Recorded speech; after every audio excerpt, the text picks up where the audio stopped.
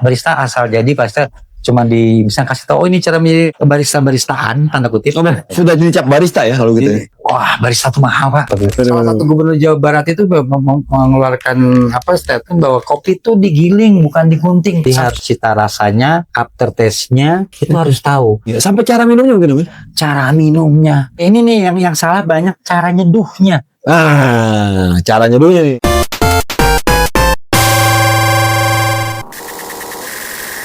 Ada di Bogor punya cerita, kita yang ceritain. Om, sebenarnya orang itu saat sekarang ya, itu minum kopi itu sebenarnya nikmatin kopinya atau memang cuma gaya-gayaan doang nih Om?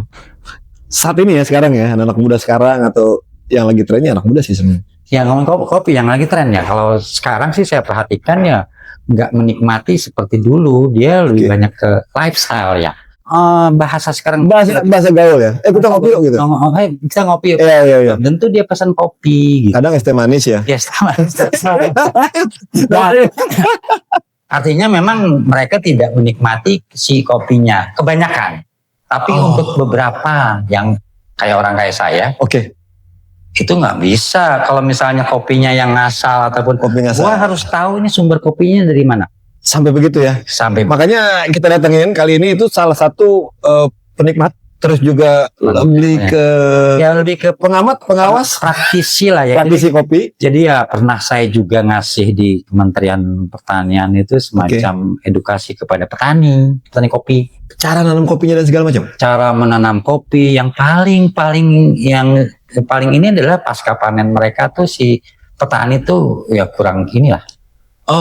Jadi kalau misalnya panen ke depan seperti apa si environment ataupun si penikmat kopi ya. Kopi itu ya nanti hasil. Tapi sekarang udah maju. Semua udah. Dulu waktu 2012-an saya pernah memberikan itu di Aceh sekali pernah memberikan edukasi itu. Kemudian di Pasar Minggu saya pernah juga mendatangkan beberapa petani-petani yang kita mau angkat dengan biaya Kementan itu. Pernah saya lakukan itu gitu. Oke. Jadi bagaimana mereka bisa, tujuannya kami itu untuk sejahtera. Semua petani itu baru mulai petani. Terutama petani. Sekarang yang diuntungkan hanya orang-orang tertentu. Tentu yang bisa dapat dari kopi tadi lah gitu bahasanya. Bahasa dari kopi. Malam ini kita hadirkan Om Samsi.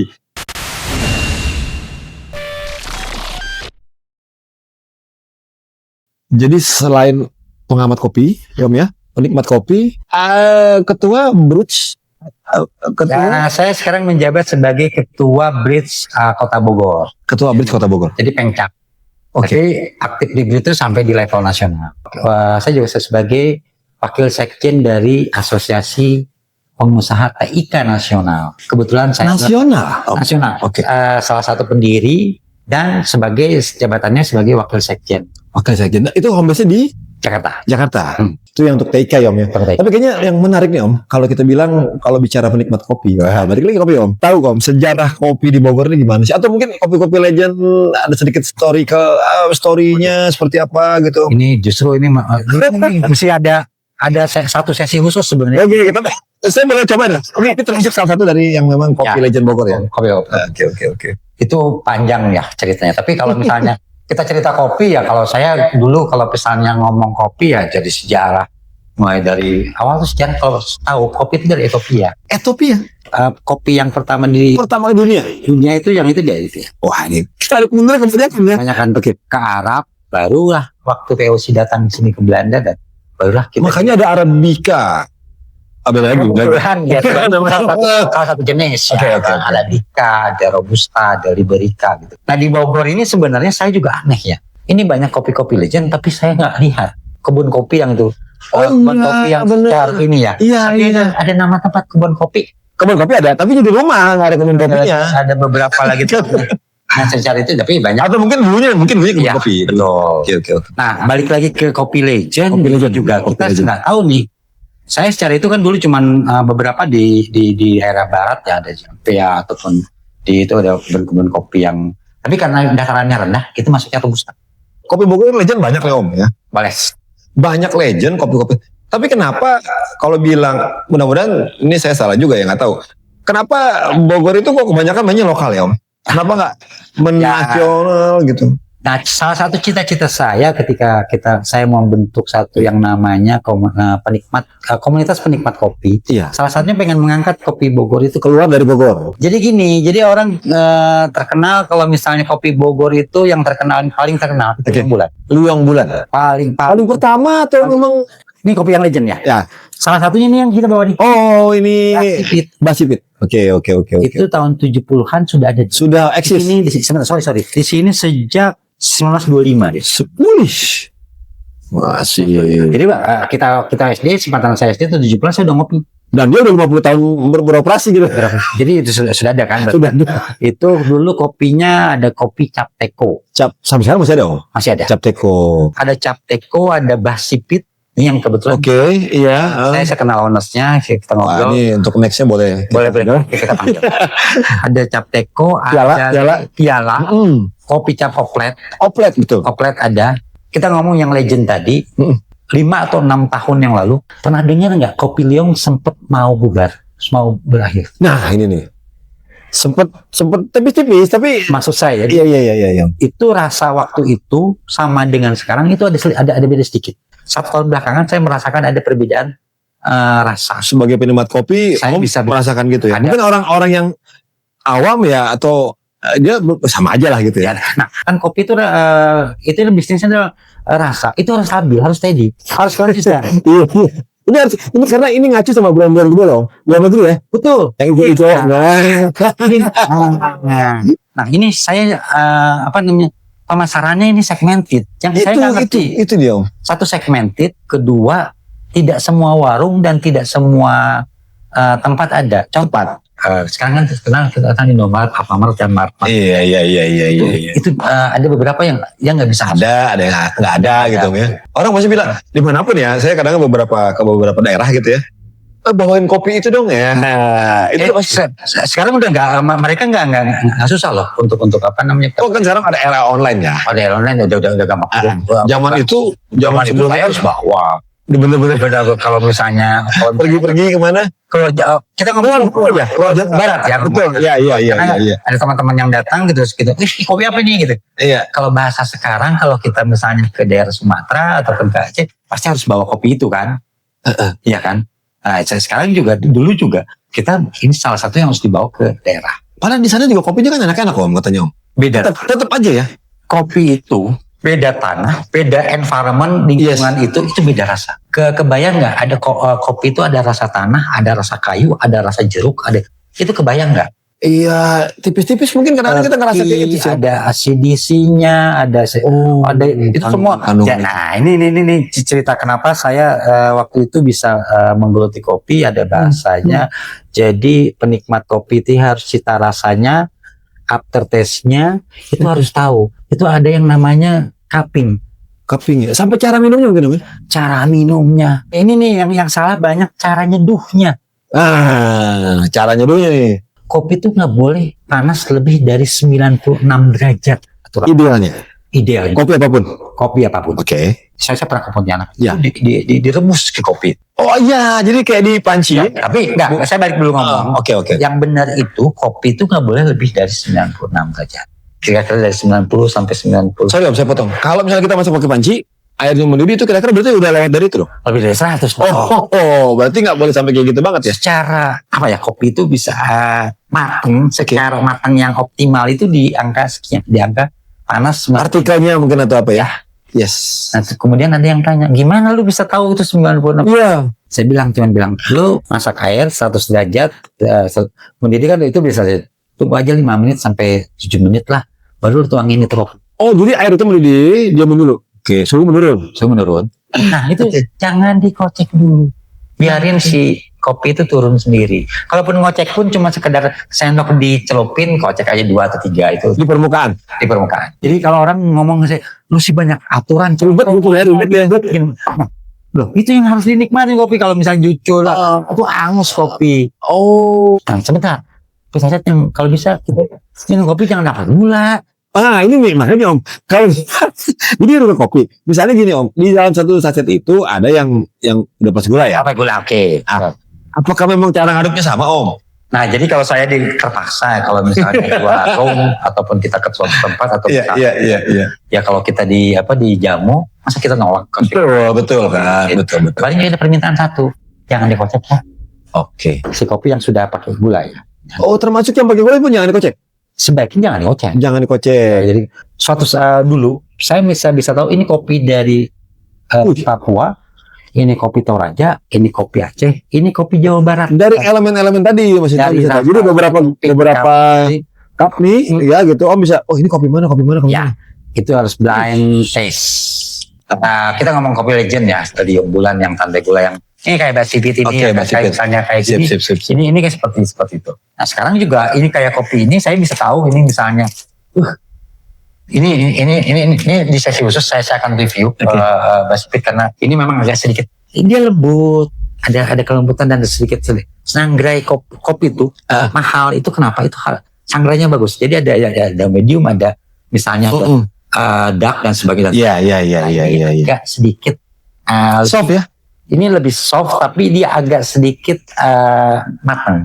Saya kemarin 2 hari lalu ada meeting. Terus di situ di tempat meeting itu dijual beberapa kopi-kopi lokal ya. Saya bilang, saya kan nggak gitu paham, nggak terlalu dalam soal kopi om. Saya cuma bilang, mana yang rekomen? Diambil yang ini dong. Ini dia. Oh, gitu. Sama si yang punya tempat. Oh, salah satu. Iya, dia bilang, wah kopi Basipit. Oh, saya bilang, boleh. Saya bilang gitu. Balik lagi om, kopi tadi cara penyajian begitu ya, tanpa diaduk dan segala macam. Kalau kita balik lagi kopi legend om. Ini kan kalau boleh bicara legend-legendan om, kan ada di brand-brand asing nih, yang Indonesia tetap eksis. Bukan tetap eksis ya, memang masih eksis. Ya, contoh yang warna hijau gitu om ya. Oh itu. Kok bisa sih? Nah, yang tadi pertanyaan awal itu, kenapa pemain lokal, lokal sulit mengekspand keluar. Tapi kenapa yang luar kok di sini? Aja. Tapi yang ada lokal yang bagus, yang bertahan bagus itu kopi Nako atau apa namanya? Oh iya, itu juga banyak. Itu juga nge-expand ya, Om ya? Iya, nge-expand. Iya. Saat ini kayaknya lagi banyak di beberapa titik ya, di Yasmin, di Cilet ada 2 ya. 2 kemudian di Tajur gitu. Tajur dekat. Beberapa kali meeting di sana gua udah enggak dapat parkir.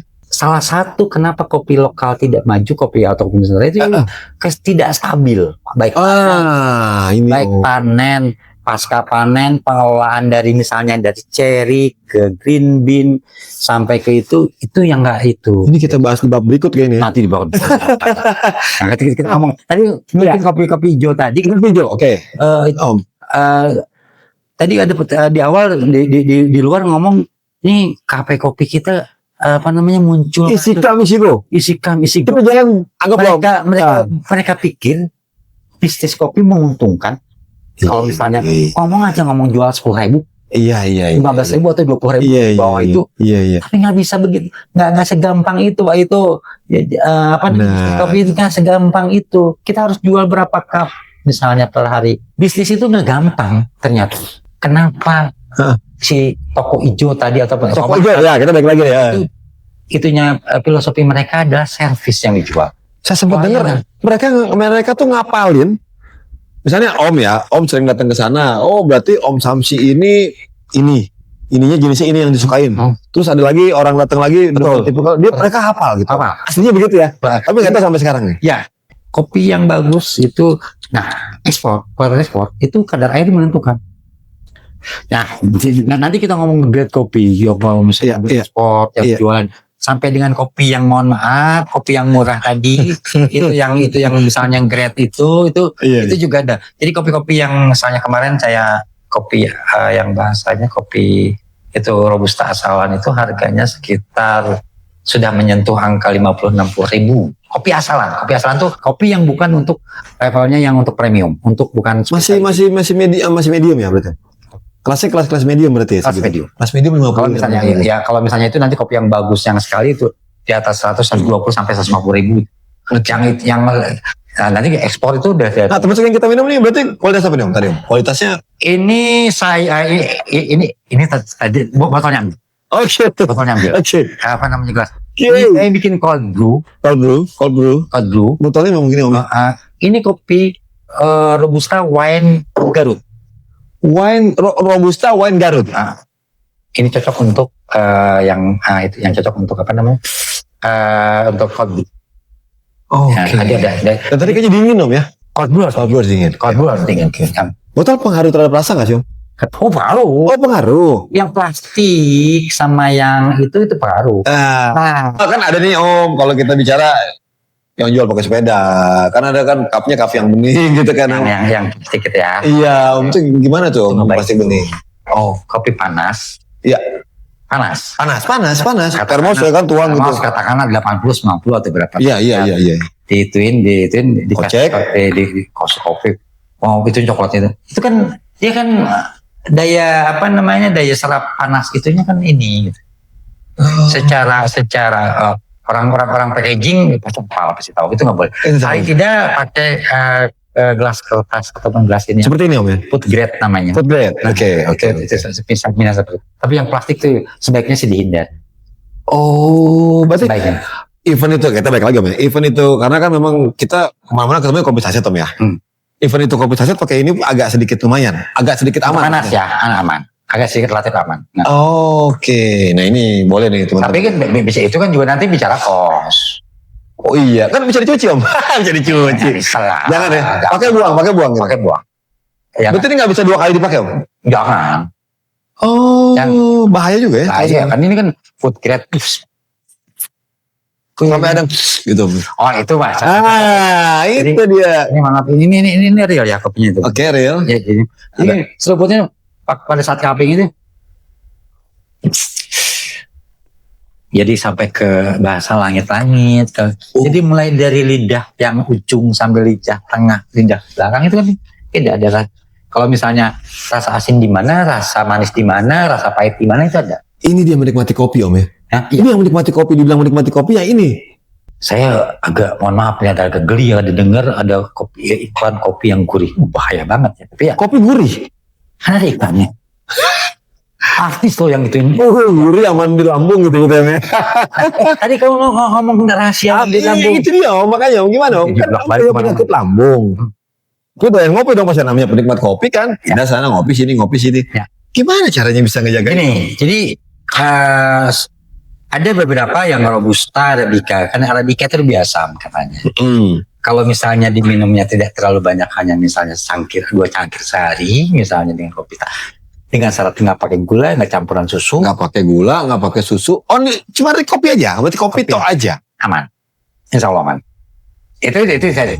Ini terbukti nih sama Om Samsi ya. Saya bohong. Malah saya pernah ikut kopi, pernah dirawat gitu, karena mahnya itu. Tapi aman. Salah. Jadi kalau minta balik lagi selama misalnya punya penyakit minum kopi, secara itu memang ada yang tidak cocok betul. Jadi cocok-cocokan kan orang. Karena saya terbiasa dengan dimasukin si kopi. Iya. Pengaruh. Aman. Sama satu hal lagi. Ya, apa tuh? Saya disuruh ngopi jam 10 bukan pengen ngopi jam 10 jam 11 malam. Oke. Sebentar lagi tidur nggak ada masalah. Orang kata, gua kan. Oh iya, nggak tidur. Kalau sudah maghrib, gua nggak ngopi. Tidur mau tidur aja ya, oke udah. Nggak ada urusan. Berarti yang idiomnya orang kalau ngopi nggak ngantuk tuh gimana? Kenapa? Kan katanya, wah gua kalau ngantuk ngopi ya. Ini satu. Ini buat orang-orang yang mau belajar, mau fokus, mau belajar malam. Kalau misalnya mahasiswa ataupun belajar mau. Oke. Ada pekerjaan ya, kita ada deadline. Oke. Ini minum kopi ini berasa tanpa gula. Ini. Tapi yang jangan yang pakai itu, yang hitam. Oh, yang hitam. Ini saya coba tanpa gula Om ya. Oke. Kopi hitam. Iya. Oke. Saya coba itu beda. Tapi kalau misalnya kayak kopi kayak yang biasa saya pakai V60 ataupun yang di light itu nggak nendang terhadap itu. Tapi kalau misalnya kopi liong yang tanpa ini lebih strong. Ada satu lagi. Saya ngomong lagi merek. Iya. Sekarang lagi tren dia, kok iklannya gede. Nah, kopi gajah. Oh, kopi gajah, betul. Hitamnya. Iya. Itu nasional kami, kopi nasional. Kopi nasional dia punya 3. Oh, jarum. Dia punya 3 grade juga. Oh. Yang spesialitinya kopi gajah yang paling. Iya. Kayak si kopi kapal api punya 3 grade juga. Kapal api yang biasa.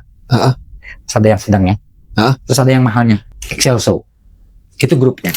Grupnya si kapal api. Yang paling bawah yang ada di warung-warung. Iya. Ya, mohon maaf saya bukannya tidak masuk ya. Kalau misalnya dibandingkan Kopi Legend jauh, saya lebih milih Kopi Legend. Kopi Bogor. Kopi Bogor. Ini sayang sih, satpam saya di itu nggak suka kopi hitam. Merek kopinya yang itu menurut saya juga kurang bagus buat Yang mana? Yang coklat-coklat bukan? Yang itu. Ya, karena sudah jadi brand dan mereka Kopi Luwak. Oh iya. Itu kan itu brand. Itu sah saja mereka sudah daftarkan kopi ke Kumham ya, tapi Iya. setelah brand image sudah kental, sudah itu kopinya adalah yang itu. Tapi salah, itu kan isinya bukan kopi, yang kopi yang putih itu, yang itu seperti itu. Salah satu gubernur Jawa Barat itu mengeluarkan statement bahwa kopi itu digiling bukan digunting, sampai ada mengeluarkan bahasa begitu. Wih. Gini ya, jualan kopi yang di match di online itu jadi. Ya, ini. Itu tadi. Bahasanya sekarang lagi rame yang oplosan om. Kopi oplosan. Artinya jadi kopinya itu nggak tahu. Ini bukan puntang deh rasanya.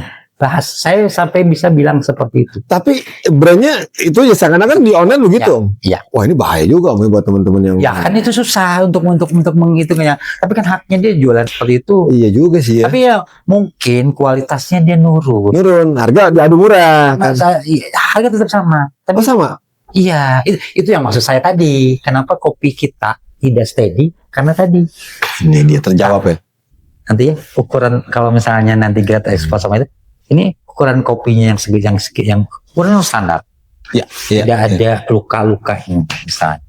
Sampai segitunya. Sampai segitu. Kemudian bekas yang masih ada kulit-kulitnya. Itu untuk. Nah mungkin ya itu tadi. Yang paling kalau saya pikir ini itu sudah. Ini salah roasting kali atau salah packaging kali gitu. Ini mungkin kalau bicara dari penikmat kopi om ya, terus cara penyajian, terus juga boleh nggak om? Ada yang mau belajar buat barista misalnya untuk? Ya, mohon maaf, saya nggak mau lagi barista asal jadi barista cuma bisa kasih tahu ini cara menjadi pengalaman saya. Sudah jadi cap barista ya kalau gitu. Wah barista tuh mahal pak, salah bener. Baristaan tanda kutip. Jadi kasihan gini. Kalau barista certified mungkin kalau misalnya Jakarta kopi yang coffee shop yang gede yang ini baristanya mungkin di atas 2 digit angkanya. Nah itu dia makanya om. Nah jadi terjawab nih om, kenapa yang si Ijo tadi bisa eksis, dia punya konsistensi, pelayanan, kemudian kopinya ini gitu. Kemudian dia jualan servis. Kalau di kafe-kafe yang di lokal ini, walaupun yang tanda kutip yang franchise yang waralaba itu nggak akan kuat 5 tahun kan, benar nggak? Jangan tahunan om, bulanan om, kayaknya udah berat. Bos, kita bisnis itu kalau cuman bulanan itu udah minimal. Saya hitung waktu itu, ini minimal masih 2-3 tahun baru bisa.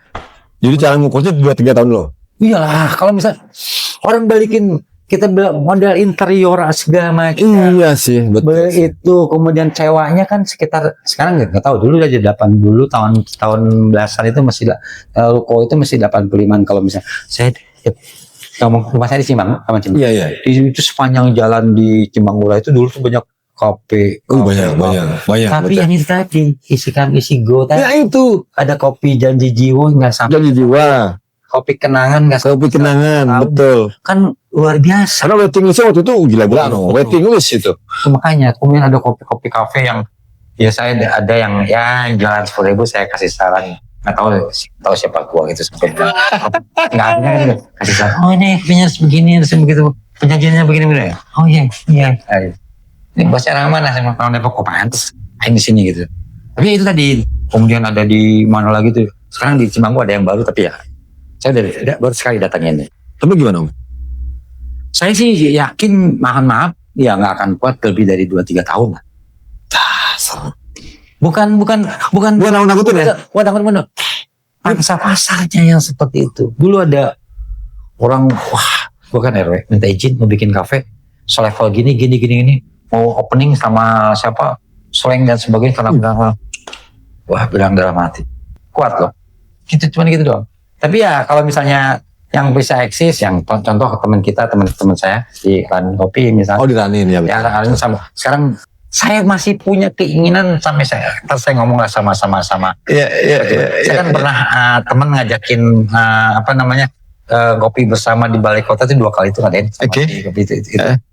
Jadi pengen ini di Sparbot apa UMKM atau apa ya? Pengen ada warung-warung kopi yang kayak di ini di mana di Aceh ataupun di Pontianak tadi. Oh iya, kedai-kedai begitu Om ya. Kedai-kedai begitu ya bisa. Sekarang mungkin salah satunya ada yang yang di sawah kampung di gedung sawah itu ada itu salah satu. Tapi dia bukan spesial kopi, tapi dia spesialis mie. Nah, Om ada nggak tips ya? Ini kan kita bicara tetap ada Om namanya keinginan teman-teman ini kita yang mungkin yang UMKM, yang ingin buka usaha, tetap pengennya buka kafe, buka warung kopi atau apapun ya, kuliner ya kita bicara kayak gitu. Ada nggak tips? Karena yang pertama tadi kita kalau bicara ini brand asing yang di kita aja bisa konsistensi, bisa eksis dengan cara konsistensi ya. Selain konsistensi Om, apalagi Om tips-tips buat teman-teman yang mau buka, ya tentulah, buka kafe di Bogor nih. Saya dengar tapi kemarin ini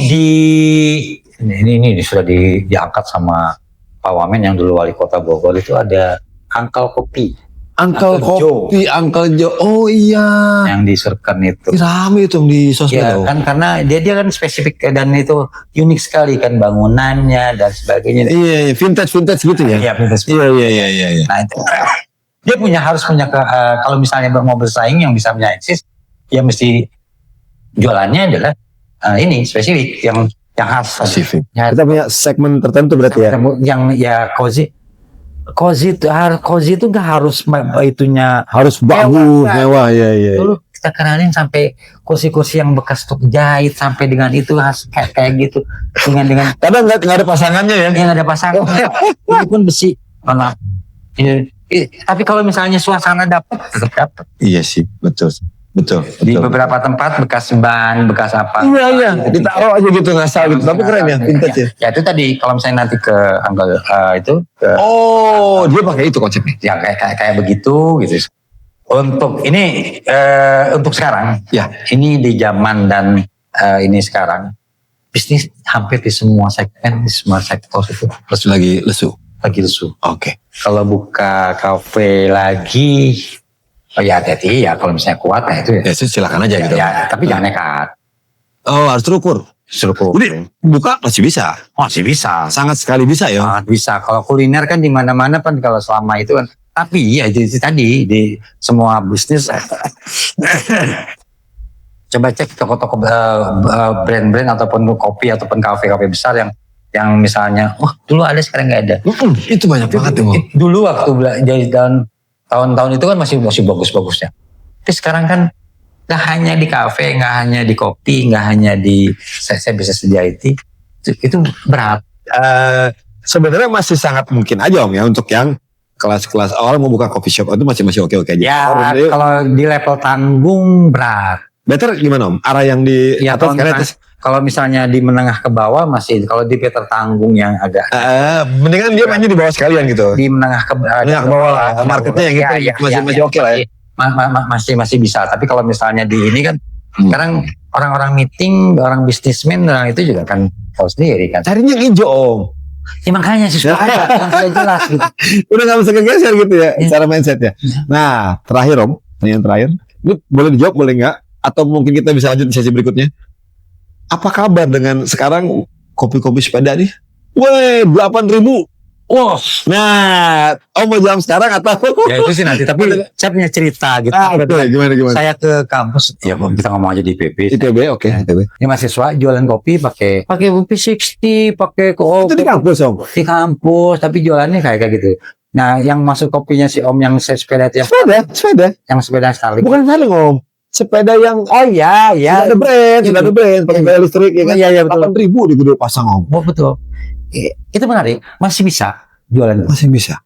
Kalau kita bicara dengan modal tertentu, better mau buka coffee shop atau kita buka yang tadi Om yang sepeda itu Om. Kita benar-benar nyari profit ya, nyari keuntungan gitu. Ya sama-sama berat. Tapi kalau misalnya coffee shop, kalau misalnya sudah tahu punya pangsa pasar, kemudian udah punya bayangan. Tapi kalau misalnya yang tadi saya di level menengah ke atas itu berat. Iya. Yang harga kopi di atas 20.000 sampai 40.000 itu berat. Oke. tempat, dia sewa tempat, dia mesti bayar operasional listrik, air, karyawan. Sampai dengan kalau perlu lu nasi goreng rasa kopi. Ada saran buat mungkin apa info atau saran terkait event-event kopi atau apa gitu? Oh ya. Oh, dalam waktu ingat saya dalam waktu dekat ini mungkin di Bogor akan ada event untuk Kopi Legend di Bogor. Kopi Legend di Bogor 2 hari kemudian disebut nanti saya itu ya saya nanti kenalkan. Boleh. Penyelenggara sama yang salah satu owner Kopi Legend. Nanti silakan diundang. Nanti itu kopi-kopi yang itu nanti pesertanya dari UMKM kopi, kemudian ada kuliner, penyajian, kuliner dan sebagainya, tapi lebih mengedepankan ini Kopi Legend. Kita masih hadir nih. Atau sebelumnya ownernya kita datengin dulu. Oh bagus. Atau owner si koordinator. Boleh. Nanti saya kenalin. Siap. Terima kasih banyak Om. Assalamualaikum warahmatullahi wabarakatuh. Waalaikumsalam warahmatullahi wabarakatuh.